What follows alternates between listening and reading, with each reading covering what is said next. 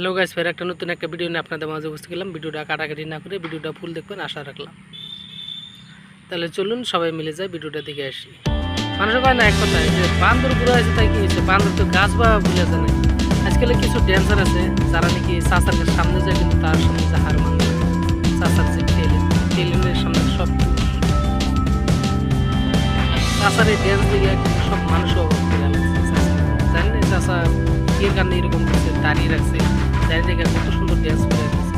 চাচা আগেবারও আমরা আছি তোমার পাশে আছি, তুমি যদি এইভাবে ড্যান্স করো তাহলে তো আমরা থাকাই যাবো না, ড্যান্স না করলে কীভাবে থাকবো। চাচার যাই টেনে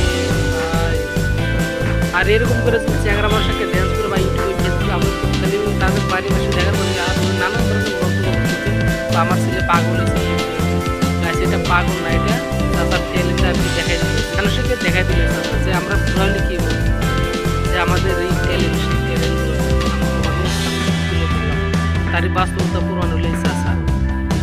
আপনারা যদি কখনো বুড়া হয়ে যান তাই ভাইবেন না যে আপনি যে কোনো বিদ্যা যে কোনো কর্ম শিখছেন সেটা বুড়া হয়েছে।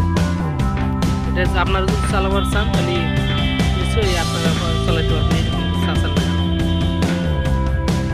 চাচা আপনি এইভাবে চালিয়ে যান, ইউটিউব ফেসবুকে চালিয়ে যান, চালাই গেলে আর কি কাম হয়ে যাবে। হবো গাছ আজকে নিয়ে এখানেই পরবর্তী দেখাবার একটা নতুন একটা ভিডিও নিয়ে।